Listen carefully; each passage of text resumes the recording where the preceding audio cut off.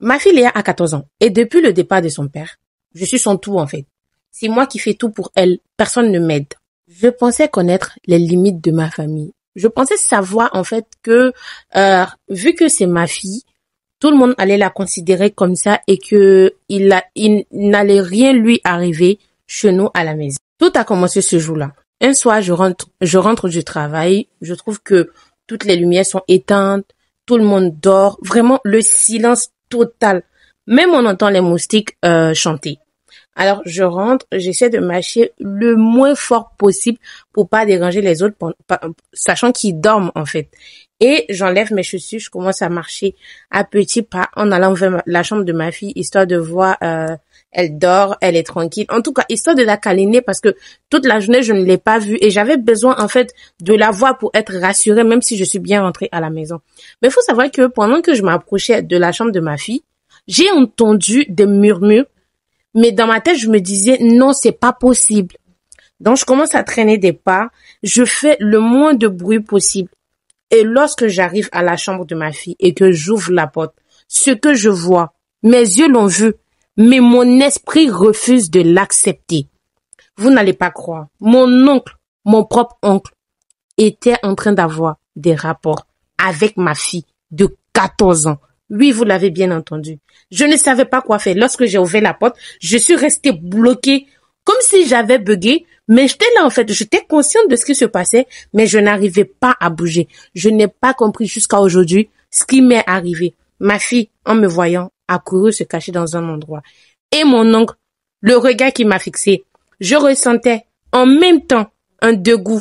Je ressentais en même temps le regret, mais je ressentais en même temps l'ego d'un homme qui ne va pas assumer ce qu'il est en train de faire. Je suis restée figée et j'ai les larmes qui coulaient. Ma fille pleurait et j'étais dégoûtée.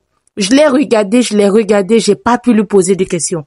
Ma fille a couru vers moi, elle est venue dans mes bras. Je l'ai attrapée, essayant de la calmer.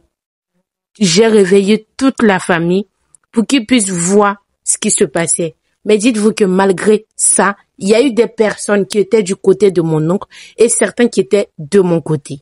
Je suis restée là à me poser cette question en boucle dans ma tête, sachant que je n'ai pas pu lui poser cette question en face. Je me demandais, mais qu'est-ce qu'il faisait à ma fille? Parce que ce que mes yeux ont vu ne peuvent pas être vrai. Et ma fille me demande, pourquoi tonton m'a-t-il fait ça? Qu'est-ce que je dois lui répondre? Je ne sais pas. Elle ne parlait plus.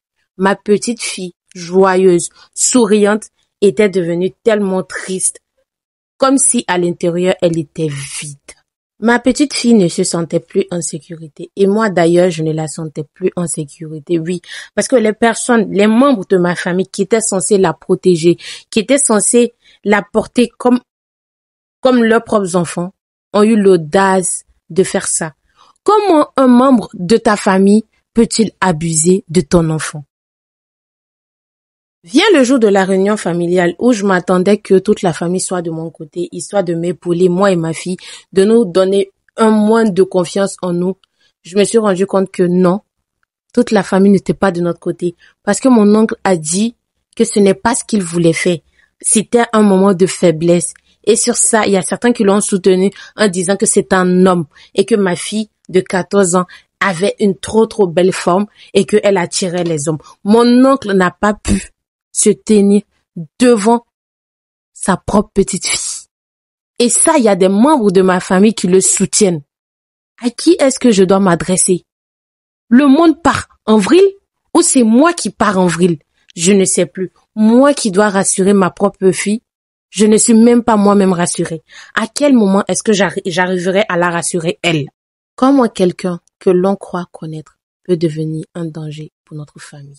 S'il vous plaît, dites-moi. Comment reconstruire un sentiment de sécurité pour une adolescente traumatisée par les propres membres de sa famille?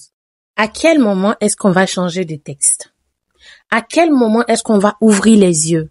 Aujourd'hui encore, une jeune petite de 14 ans est victime d'un homme âgé qui ne sait pas gérer ses pulsions et que la société accepte en disant oui, c'est une jeune petite qui a de très bonnes rondeurs, qui est très belle et c'est pour ça qu'il n'a pas pu se retenir. À quel moment vous voulez nous faire croire ce genre de conneries? À quel moment vous allez ouvrir les yeux? En fait, dans ce monde, au jour d'aujourd'hui, dans ce monde actuel que nous sommes là, je veux dire que mettre une petite fille au monde, en fait, c'est d'ouvrir tout le risque du monde à cet enfant qui n'a rien demandé, qui n'a pas demandé à être dans ce monde où les hommes n'arrivent pas à réfléchir avec les têtes, que avec leurs pantalons. Vous savez quoi? Aujourd'hui, on a même peur de laisser des petites filles avec leurs propres frères. Et oui, c'est le même refrain. Tout le monde répète la même chose.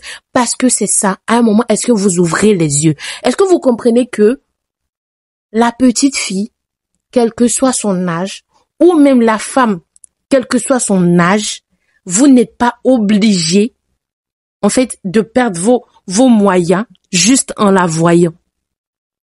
En fait, à un moment, il faudrait que vous compreniez parce qu'il y a plein de femmes aujourd'hui qui sont des femmes, mais qui sont détruites à l'intérieur à cause de ces conneries. Ouvrez les yeux. Les hommes ne sont pas des moutons. Vous n'êtes pas des moutons. Certes, vous êtes narcissique, mais vous n'êtes pas des moutons. Donc, apprenez à gérer vos choses et que chacun passe à autre chose. Et le comble, c'est qu'il y a certains qui pensent même à le faire avec leurs propres enfants. Bref, qu'est-ce que vous pouvez donner comme conseil à cette dame? L'histoire m'a tellement déchirée, je suis tellement dégoûtée, mais ce sont des faits réels. C'est des choses qui existent. On ne peut pas dire que ce n'est pas vrai parce que c'est des choses qui existent. On en a tous vu, mais personne n'a pu réagir. À un moment, il faudrait qu'on se lève et qu'on commence à agir. Et les histoires en Afrique au jour d'aujourd'hui, quand tu portes plainte contre un membre de ta famille et qu'on te dit c'est la famille, essaie de régler ça entre vous, on en a marre. La justice, elle règle le problème de tout le monde. Sur ce, à la prochaine.